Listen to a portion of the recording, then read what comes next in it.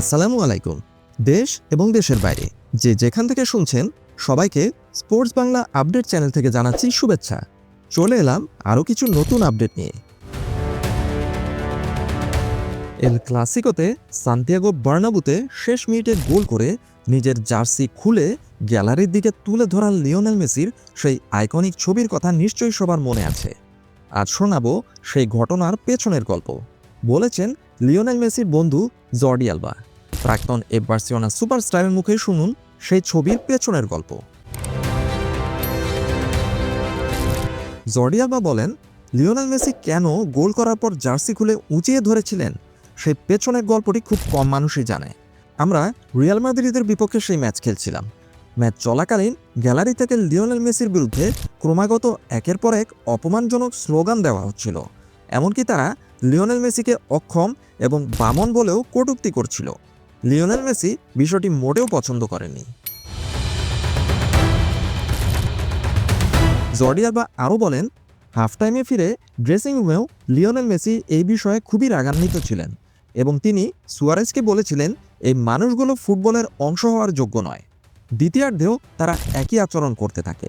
আর যখন Lionel Messi জয়সূচক গোলটি করলেন, তিনি তখন দর্শকদের দিকে এগিয়ে গেলেন এবং নিজের জার্সিটি খুলে উঁচিয়ে ধরলেন।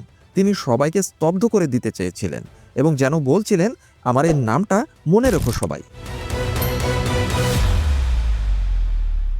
এই ঘটনার প্রেক্ষাপট বিশ্লেষণ করলে বোঝা যায় যে এটি কেবল একটি গোল উদযাপন নয়, বরং একজন কিংবদন্তির প্রতিশোধ এবং আধিপত্য বিস্তারের গল্প ছিল। ঘটনাটি ঘটেছিল 23 এপ্রিল 2017 সাল সান্তিয়াগো বার্নাবুতে। সেই ম্যাচে লিওনেল মেসিকে শারীরিকভাবে বেশ আঘাত সহ্য করতে হয়েছিল প্রতিপক্ষের রিয়াল মাদ্রিদের খেলোয়াড়দের থেকে। একের পর এক ফাউল করছিলেন তারা লিওনেল মেসিকে। মার্সেলোর কনুইয়ের আঘাতে লিওনেল মেসির মুখ ফেটে একসময় রক্ত ঝরছিল। সেই অবস্থায় মুখে টিস্যু গুঁজে তিনি খেলা চালিয়ে যান। বোঝাই যাচ্ছে সেই ম্যাচ জয়ের জন্য কতটা দৃঢ় প্রতিজ্ঞ ছিলেন লিওনেল মেসি। গ্যালারির দর্শকদের কটূক্তি তাকে মানসিকভাবে ভেঙে ফেলার পরিবর্তে আরও বেশি তাতিয়ে দিয়েছিল। কেন সেই উদযাপনটি আলাদা ছিল? ফুটবলে সাধারণত গোল করে জার্সি খোলা হয় আনন্দের আতিশয্যে, কিন্তু লিওনেল মেসি সেদিন জার্সিটি খুলে রিয়াল মাদ্রিদ সমর্থকদের দিকে এমনভাবে তুলে ধরেছিলেন যেন তিনি কোনো কিছুর প্রতিবাদ জানাচ্ছেন, যেন সে জার্সিটি ছিল একটি প্রতিবাদী ব্যানার অথবা একটি প্ল্যাকার্ড।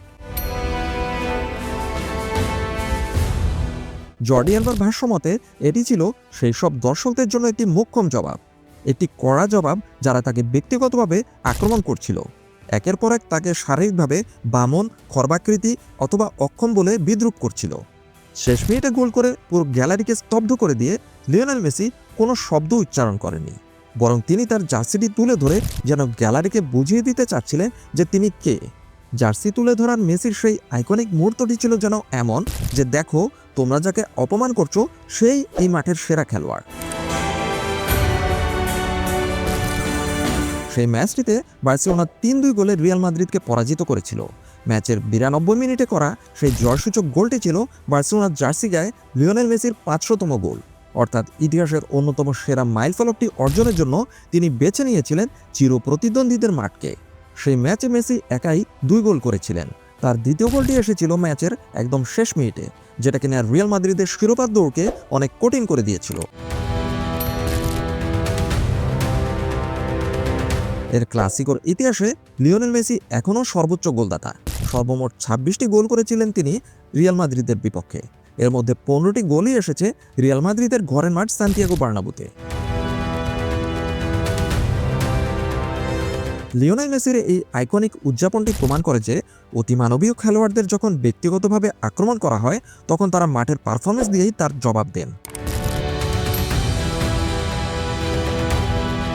জর্ডি আলবার এই তথ্যটি আমাদের মনে করিয়ে দেয় যে লিওনেল মেসির মতো শান্ত খেলোয়াড়ও অপমানে জ্বলে উঠতে জানেন।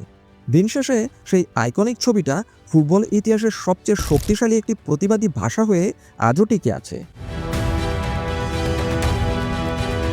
আপাতত এ পর্যন্তই।